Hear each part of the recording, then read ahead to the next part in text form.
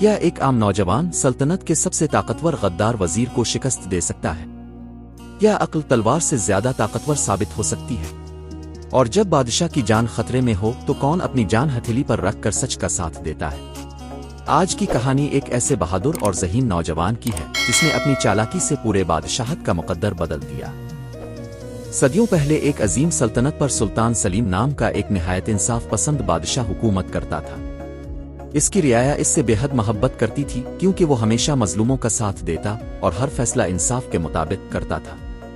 लेकिन महल की ऊंची दीवारों के अंदर एक ऐसा शख्स भी मौजूद था जो बादशाह की नेकी से नफरत करता था।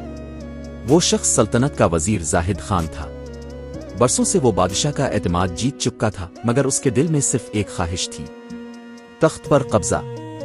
एक रात वजीर ने अपने चंद वफादार सिपाहियों को महल के खुफिया कमरे में जमा किया। इसने धीमी आवाज में कहा, 3 दिन बाद बादशाह खजाने के गार का मुआयना करने जाएगा।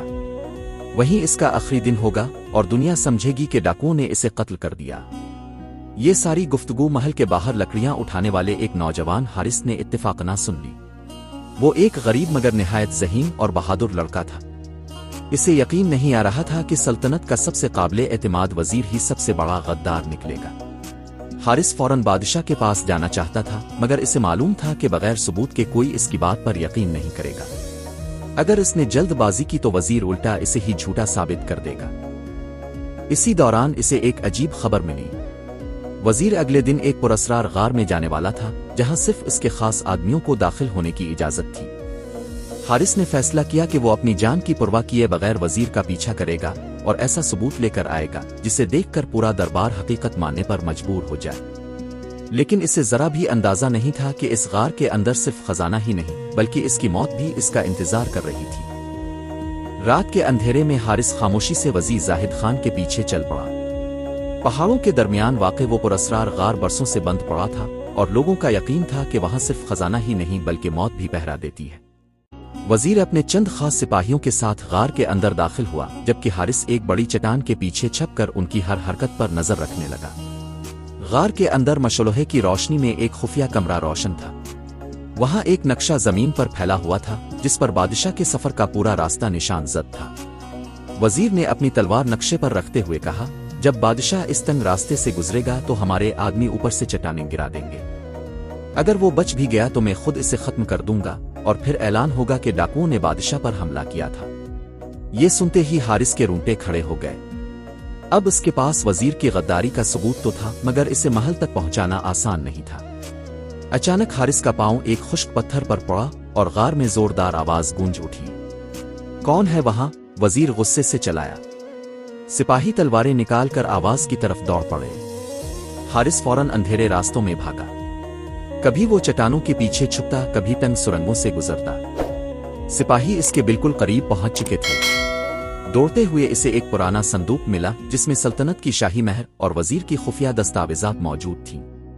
उन कागजात पर वजीर की महर सब थी जो उसकी गद्दारी का नाकाबिले तरदीद सबूत थे। हारिस ने फौरन वो दस्तावेजात अपने कपड़ों में छुपा लें और गार के एक खुफिया रास्ते से बाहर निकलने में कामयाब हो गया। लेकिन जैसे ही वो पहाड़ी से नीचे उतरा, इसने देखा कि महल जाने वाला वाहिद रास्ता वजीर के सिपाहियों ने घेर लिया है। अब अगर वो पकड़ा गया तो न सिर्फ इसकी जान चली जाएगी बल्कि बादशाह भी कभी इस खौफनाक साजिश से आगाह नहीं हो सकेगा। हारिस ने गहरी सांस ली और फौरन एक पुरानी पहाड़ी पगडंडी की तरफ दौड़ लगा दी जिसे सिर्फ चरवाहे इस्तेमाल करते थे। कई घंटों की मुसलसल जिदोजहद के बाद वो महल पहुंच गया, मगर जैसे ही वो दरबार के दरवाजे पर पहुंचा, वजीर जाहिद खान पहले ही वहां मौजूद था। वजीर ने बुलंद आवाज में कहा, जहां पना, यही वो नौजवान है जो शाही खजाने से कीमती अशिया चरा कर फरार हो रहा था। इसे फौरन गिरफ्तार कर लिया जाए। सिपाहियों ने हारिस को घेर लिया, मगर उसने बगैर घबराए कहा, बादशाह सलामत। अगर मैं मुजरिम हूं तो पहले मेरी बात सुन लीजिए। अगर मेरी एक भी बात झूठी साबित हो जाए तो मेरी गर्दन उड़ा दीजिए। बादशाह ने हाथ के इशारे से सिपाहियों को रोक दिया।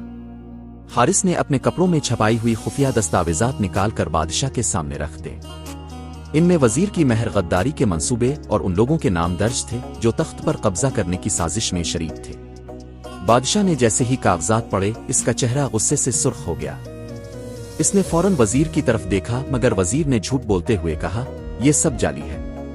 इस नौजवान ने मुझे फंसाने के लिए ये साजिश रचाई है। हारिस ने सुकून से जवाब दिया, अगर मेरी बात झूठी है तो अभी इसी वक्त गार की तलाशी ले लीजिए। वहां नक्शा, हथियार और आपके वफादार सिपाही सब हकीकत बयान कर देंगे।